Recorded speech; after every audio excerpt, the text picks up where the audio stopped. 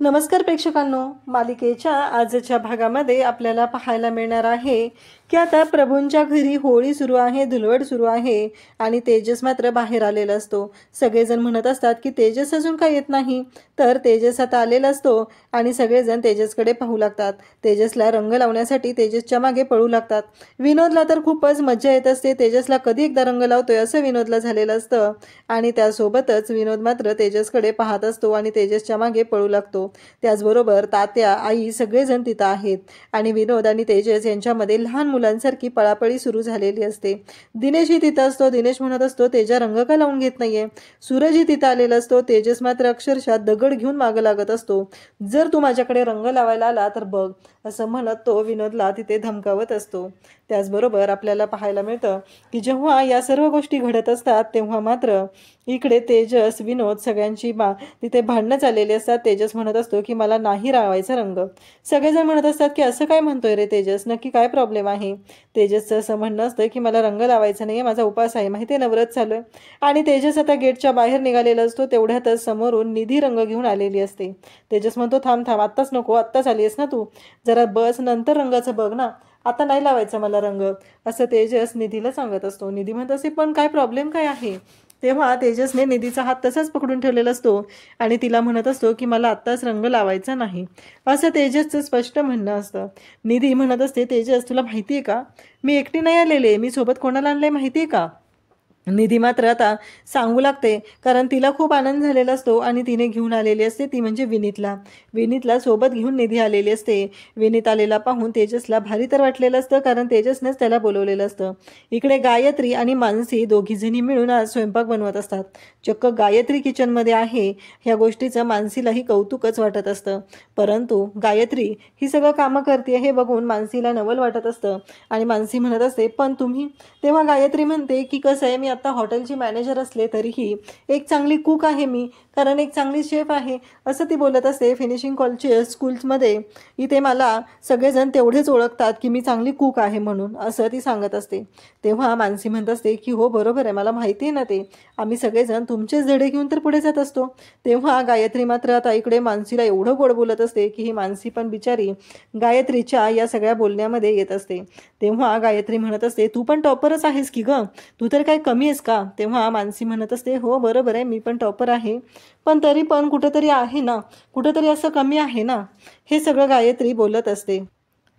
आणि गायत्री मात्र मानसीचं कौतुक करत असते। ती म्हणत असते अगं तू तर टॉपरच आहेस ना, तू तर माझं रेकॉर्ड ब्रेक केलेला आहे, असं ती मानसीला सांगत असते। मानसी म्हणत असते ते काय एका मार्काने। तेव्हा गायत्री म्हणते हो तरी पण रेकॉर्ड तर ब्रेक केलेलं आहेच ना, नाहीतर ते रेकॉर्ड आजपर्यंत कोणी ब्रेक केलं होतं, तूच आहेस हुशार म्हणून तर हे सगळं झालेलं आहे। आणि मानसी मात्र गायत्रीच्या बोलण्यात येत असते। गायत्रीचं अगदी हसून खेळून बोलत असते। आता गायत्रीच्या मनामध्ये जो डाव चाललेला असतो हा का मानसीला कुठे माहिती असतो। इकडे आभा आता गायत्रीशी बोलण्यासाठी आलेली असते। मानसी आणि गायत्री दोघीही तिथं असतात। हे पाहून आबा म्हणते की हे काय चाललंय, या दोघी आहेत, गायत्री वहिनी सोबत मी कसं बोलणार आहे, इथं मानसी वहिनी पण आहे, असं तिचं बोलणं चाललेलं असतं। आणि तेव्हा मात्र इकडे मानसी येते आणि म्हणू लागते अगं आबा काय झालं, बोल ना तू। तेव्हा गायत्रीचं लक्ष असतं आणि मग गायत्री मानसीकडे पाहत असते आणि आभाकडे पण पाहत असते। आबा मात्र म्हणत असते की काय करू आता। इकडे मानसी मात्र आभाकडे येते आणि आभाला विचारू लागते तुला माहिती आहे ना मी तुला काय सांगितलंय, अजिबात काळजी करायची गरज नाही, सगळं व्यवस्थित होणार आहे, मी तुझ्याशी बोललेले आहे ना। इकडे विनीतला घेऊन आता निधी आलेली असते आणि तिला खूपच छान वाटत असतं। फायनली कुठंतरी तिच्या मनासारख्या गोष्टी घडत असतात आणि निधी म्हणत असते की मी विनीतला घेऊन आलेली आहे आणि खरंच तेजस माहिती आहे का, आज विनीत आलेला आहे ना तो फक्त आणि फक्त तुझ्यामुळे आलेला आहे। आणि तेजसला तर वेगळाच धक्का बसलेला असतो, कारण मानसीने कालच तेजसला सांगितलेलं असतं की काहीही झालं तरीही आता आभाचं आणि विनीतचं एकमेकांवरती प्रेम आहे। पण इथे तर घडलेलं वेगळंच असतं, कारण इकडे विनीतवरती निधीचं प्रेम आहे आणि तेजसने निधीला शब्द देऊन ठेवलेला आहे की तू काळजी करू नको, मी तुझ्याबरोबर आहे आणि मी विनीतला कन्व्हिन्स करेन। इकडे विनोद पुन्हा आलेला असतो। तेजस म्हणत असतो की विनोदला तू जा तिकडे, आणि असं म्हणत त्याला काहीतरी बोलतो आणि विनोद तिथून पळून जातो। इकडे सूरज मात्र विचार करत असतो की तेजाचं नक्की काय चाललेलं आहे, त्याच्या डोक्यात काय सुरू आहे आणि तेजा रंग का लावून घेत नाहीये, हा प्रश्न सूरजला पडलेला असतो। आणि त्याचबरोबर तिथे दिनेश सर्वजण असतात। सूरज म्हणत असतो आत्ता माझ्या लक्षात आलेलं आहे की तेजाला रंग का लावून घ्यायचा नाही. आणि मग त्याच्या हातात असलेला रंग सूरज दिनेशला लावतो आणि आत निघून जातो, कारण त्याच्या लक्षात आलेलं असतं की मानसीनं रंग लावलेला नाही म्हणून तो रंग लावत नाही. इकडे मानसी आबाशी बोलत असते, आबाला म्हणत असते, मी तुला सांगितलंय ना, मी तुला समजवलंय ना, प्लीज असा विचार नको करूस तू आबा. मी सगळ्यांशी घरातल्यांशी बोलणार आहे आणि सगळ्यांशी बोलले की सगळ्यांची मी समजूत घालते आणि त्यानंतर आपण विचार करूया. आणि असं सारखं तोंड पाडून नको राहू. तोंड पाडून राहिले तर सगळ्यांना उगीच शंका येत राहील. तेवढ्यातच तिथे सूरज रंग घेऊन आलेला असतो. मानसी म्हणत असते, नाही, मला नाही लावायचा रंग. सूरज म्हणत असतो, हां आता लक्षात आले, बरं चल मानसी पहिलं बाहेर चल, कारण काहीही झालं तरीही तिकडे तेजस बघ कसा करतोय, तो रंग लावून घेत नाहीये. मानसीच्या आणि सूरजच्या लक्षात आलेलं असतं की मानसीने रंग लावून घेतलेला नाही म्हणूनच तेजस रंग लावून घेत नाही. म्हणजे तेजसला पहिल्यांदा मानसीकडून रंग लावून घ्यायचा असतो आणि हे सगळं चाललेलं असतं. मग इकडे गायत्री म्हणते की जाते मानसी, तू जा, मी आहे ना, मी करेल इथलं सगळं मॅनेज, असं ती सांगू लागते. आणि त्याचबरोबर ती सांगत असते की तू जा. तेव्हा मानसी म्हणते काय, तेव्हा गायत्री म्हणते, अगं तुला वाटत नाहीये का मला जमेल, मी करेल सगळं, काहीच प्रॉब्लेम नाहीये, तू जा बिंदास्त, असं म्हणत तिला जायला सांगू लागते. आणि तेव्हा मात्र आता मानसी निघालेली असते आणि सूरज पण म्हणत असतो, इथे बघितलं ना, प्रत्यक्ष कोण, गायत्री वहिनी जेवण बनवणार आहेत, कधी नव्हे ते आज, त्यामुळे चल मानसी, तू गायत्री वहिनी बनवणार आहेत, असं म्हणत मानसीला तो घेऊन चाललेला असतो. त्याचबरोबर इकडे आपल्याला पाहायला मिळतं की आबा म्हणत असते की गायत्री वहिनी आता पुढे काय करायचं आहे. आणि त्याचबरोबर ती बोलत असते तेव्हा गायत्री म्हणत असते की जा तू. आणि इकडे विनीत पण आलेला आहे हे सूरजने सांगितलेलं असतं. तेव्हा आबा म्हणते की विनीत आलेला आहे, मी त्याला भेटून घेते. आणि ते दोघंही निघालेले असतात. तेव्हा इकडे गायत्री मात्र म्हणत असते की तुझ्या लक्षात येते का आबा, मी सांगितले ना तुला, या घरातले कोणीही तुला ॲक्सेप्ट करणार नाही, तुमच्या दोघांचं नातं अजिबात ॲक्सेप्ट केलं जाणार नाही, मी तुला जे सांगत आहे ना त्या पद्धतीनं कर. आणि इकडे गायत्री मात्र खुश झालेली असते. ती म्हणत असते की हे प्रभू, वेगवेगळ्या रंगात जरी रंगून गेले असले तरी आबाकडून त्यांचं तोंड काळच होणार आहे, हे सगळं बोलणं चाललेलं असतं. आणि त्यासोबतच आता इकडे ते सूरज हा मानसीला घेऊन बाहेर आलेला असतो. विनीत सगळ्यांना रंग लावत असतो. तेजस मात्र बाजूला उभा असतो आणि विनोद आणि त्याच्यामध्ये परत पळापळ सुरू झालेली असते. विनोदला मात्र तेवढंच पडलेलं असतं, काही झालं तरीही तेजसला रंग लावायचा आहे एवढंच त्याने डोक्यात पकडलेलं असतं आणि तो तेजसच्या मागे पळत असतो. तेवढ्यात सगळेजण पाहू लागतात. मानसी आता बाहेर आलेली असते. मानसीनेही रंग लावलेला नसतो आणि सूरजने बरोबर ओळखलेलं असतं की मानसीने का रंग लावलेला नाही. आणि इकडे तेजस पण का रंग लावत नाही हे सगळं चालू असतं. आणि त्याचबरोबर त्यांच्या दोघांचंही बोलणं चालू झालेलं असतं. तेव्हा आबाही तिथं असते, सगळेजण तिथं असतात आणि सगळ्यांच्या डोक्यात आता विचार सुरू झालेले असतात. इकडे तेजसला सगळेजण म्हणत असतात की आत्ता आम्हाला कळलेलं आहे की तुला मानसीकडून आधी रंग लावून घ्यायचा आहे, म्हणूनच तर तू आमच्याकडून रंग लावून घेत नाही, असं तेजसला सगळेजण म्हणत असतात. मानसी आणि तेजस आता समोरासमोर असतात. सूरज म्हणत असतो की तेजा, कर आता काहीतरी तुझी जादू, जर तू जादू केलीस तरच आता तू मानसीला रंग लावून शकणार आहे. मला माहिती आहे की मोठ्या बाईंनी तुम्हाला सांगितलेलं आहे की एकमेकांना स्पर्श करायचा नाही. तेव्हा मात्र सूरजला मानसी म्हणत असते, हो पण आता रंग कसा लावणार आहे. आता तेजसने गुलाबी रंग हा समोर धरलेला असतो आणि त्याचबरोबर तिथे सुनंदा म्हणत असते की आता ह्या रंगामध्ये रंगून जा. आणि हा गुलाबी रंग प्रेमाचा रंग आहे. आणि मग तेजसला आता शक्कल लढवायची असते. काहीही झालं तरीही मानसीला रंग हा लावायचा असतो, पण तो कसा लावायचा हा मोठा प्रश्न पुढे असतो. आणि मग तेजस त्या ताटातला गुलाबी रंग घेतो आणि वरती उधळतो. तसा तो रंग मानसीच्या चेहऱ्यावरती पडलेला असतो आणि मानसी खुश झालेली असते. म्हणजे जी त्यांची आयडिया असते ती वर्क झालेली असते. मानसीला टच न करता रंग लावायचा होता, स्पर्श न करता रंग लावायचा होता आणि तो रंग लावण्यामध्ये इकडे तेजसला यश मिळालेलं असतं. आणि त्यासोबतच आता मानसीचा नंबर असतो. आता मानसी कसा रंग लावणार ही सगळ्यात मोठी गोष्ट असते. आणि मग मानसीला सगळे म्हणू लागतात की आता मानसी तू रंग लावायचा आहे तेजसला.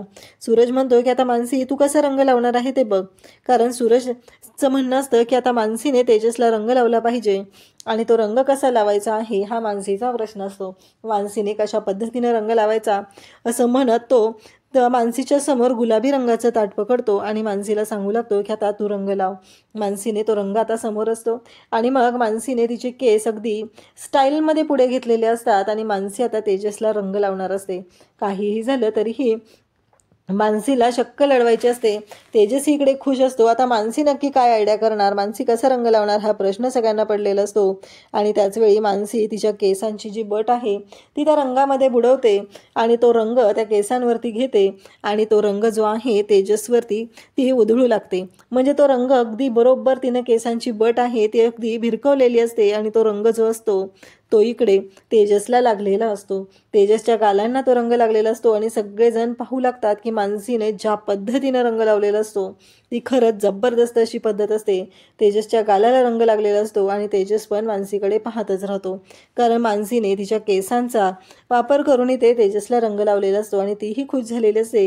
आणि आता मात्र तेजस आणि मानसी दोघंही रंगामध्ये रंगून गेलेले असतात, दोघंही खुश झालेले असतात. आणि आता तेजस आणि मानसी यांची खऱ्या अर्थाने धुलवड सुरू झालेली असते. खऱ्या अर्थाने ते एकमेकांच्या रंगात रंगून गेलेले असतात. सगळेजण घरातले खुश झालेले असतात, सगळेजण टाळ्या वाजवत असतात. फायनली आज तेजस आणि मानसी यांची लग्नानंतरची रंगपंचमी ही होळी असते आणि सगळेजण टाळ्या वाजवत असतात. फायनली तेजस आणि मानसीने रंग लावलेला असतो आणि मानसीने ज्या पद्धतीने रंग लावलेला आहे ती पद्धत पाहून इकडे तेजसला तर खूपच आनंद झालेला असतो. त्याचबरोबर विनीत, आभा सर्वजण तिथं असतात. आभा मात्र शांत असते. ही गोष्ट तेजसच्या लक्षात येते आणि तेजस मात्र आभाकडे जातो आणि आभाला रंग लावायला जातो, कारण आभा तशीच तिथे उभी असते. काहीही झालं तरीही आभाला पहिला रंग लावला पाहिजे असं इकडे तेजसला वाटत असतं आणि म्हणून तर त्याने तिला रंग लावायला घेतलेला असतो.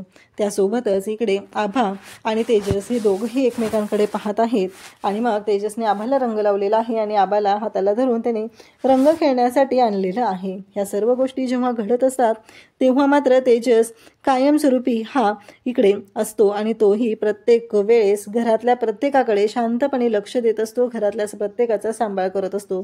जसं त्याने आता मार्गावर आणलेलं असतं, मार्गी लावलेलं असतं ते म्हणजे इथे त्याने जो वापर केलेला असतो सूरजचा संसारही आता लवकरच मार्गी लावायचा हा प्रश्नच तेजसने सुरू केलेला असतो आणि तेही त्याला लवकरच करायचं असतं. त्यासोबतच पाहायला मिळतं की जेव्हा या सर्व गोष्टी घडत असतात तेव्हा गायत्रीही तिथं आलेली असते आणि गायत्री म्हणत असते की हे कितीही तुम्ही सगळ्यांची तोंड वेगवेगळ्या रंगात जरी रंगलेली असली तरीही मला माहिती आहे की तुमच्या सगळ्यांच्या तोंडाला एकच रंग लागणार आहे, तो म्हणजे काळा. आभा एकदाची इथून निघून गेली की तुमच्या सगळ्यांच्या तोंडाचा रंग काळा असणार आहे. आणि हे सगळं बोलत असते ती म्हणजे गायत्री आणि तेजस तिथे जातो आणि गायत्रीच्या तोंडाला रंग लावतो आणि गायत्रीकडे भयानक चिडलेली असते. गायत्री म्हणत असते की काय आहे हे सगळं, मी सांगितलं होतं ना मला नाही आवडत रंग खेळायला. खरं तर गायत्रीला रंग खेळायला आवडत नसतं, त्याचं एकमेव कारण असतं ते म्हणजे आज धुलवडीच्या दिवशी तिच्या बाबांना अटक झालेली असते आणि तिचे बाबा जेलमध्ये असतात, कारण त्यांनी जो पराक्रम गाजवलेला असतो त्यामुळे त्यांना अटक झालेली असते. पण तिला असं वाटत असतं की या प्रभूंमुळे माझ्या बाबांना जेलमध्ये सडावं लागत आहे आणि त्यांचा बदला घेण्यासाठीच ती इथं आलेली असते. आता तेजसने तिला रंग लावलेला असतो आणि सगळ्यांना सांगू लागतो की सरड्यासारख्या रंग बदलणाऱ्या गायत्री बहिणींना रंग लावलेला आहे आणि त्याच्यामध्ये यश मिळालेलं आहे, हे तेजस सगळ्यांना तिथे सांगत असतो. तेव्हा मानसी सगळेजण घरातले पाहू लागतात आणि मग तेजस म्हणत असतो की काहीच प्रॉब्लेम नाही आहे, काहीही झालं तरीही महत्त्वाची गोष्ट ही आहे की गायत्रीला रंग लागलेला आहे, म्हणजेच गायत्री बहिणी अहो रंगपंचमी आहे, होळी आहे आणि या रंगामध्ये सगळे रुसवे फुगे सोडून आनंदाने साजरा करायचा असतो. आणि इकडे विनोद मात्र अगदी चपापलेलाच असतो, कारण गायत्री बहिणींना गायत्री दिला रंग लागलेला आहे या गोष्टीचा आनंद त्यालाही तेवढाच झालेला असतो, कारण गायत्रीला कोण रंग लावणार हा प्रश्न दिनेश वगैरे सगळ्यांना पडलेला असतो.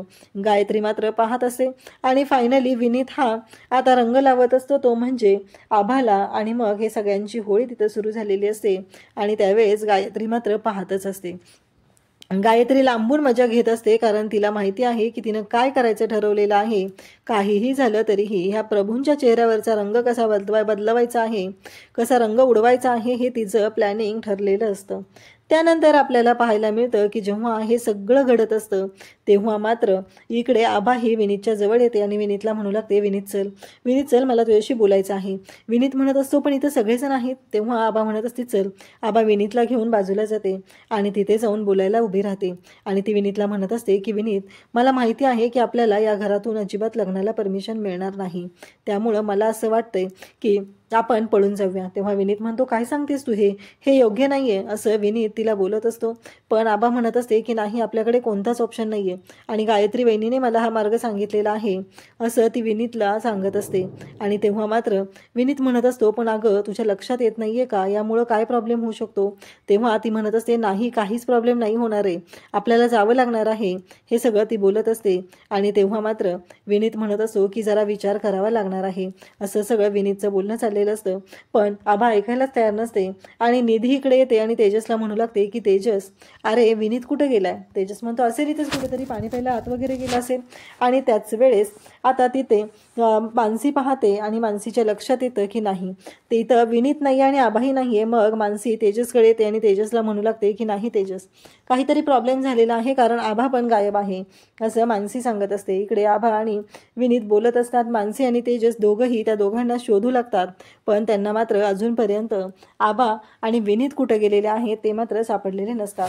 गायत्री इकडे मानसी ही आता आभाला शोधण्यासाठी आत घरात चाललेले असते. तेव्हा निधी तिथे येते आणि निधी म्हणू लागते की ताई, मला तुझ्याशी बोलायचं आहे, मी काही गोष्टी तुझ्या आधी तेजसला सांगितलेल्या आहेत, आज मी खूपच खुश आहे.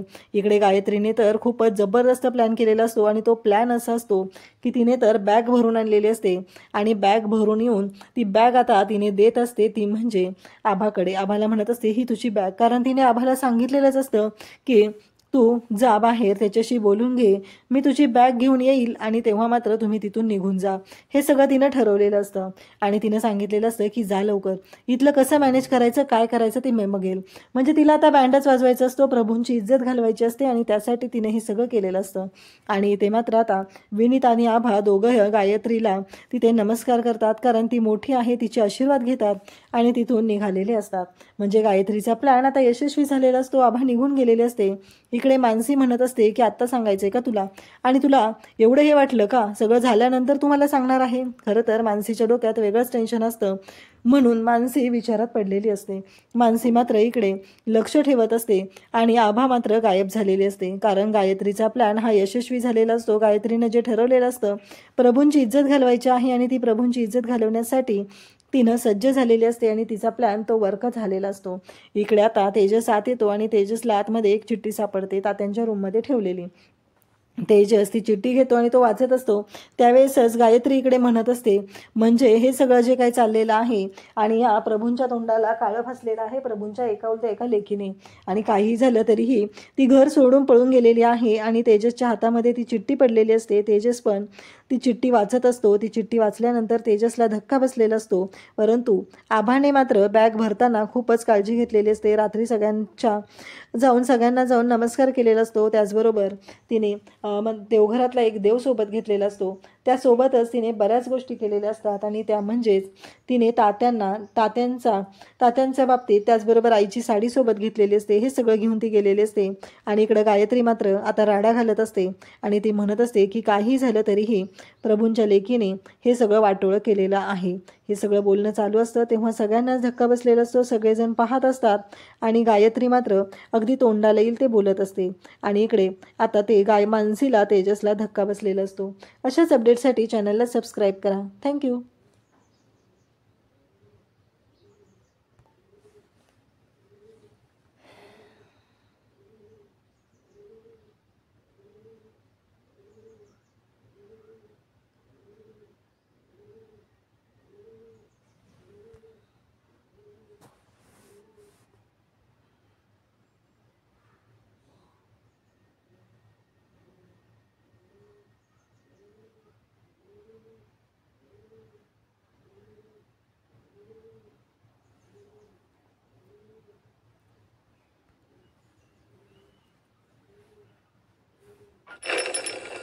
मणि कुमार, तेरे को है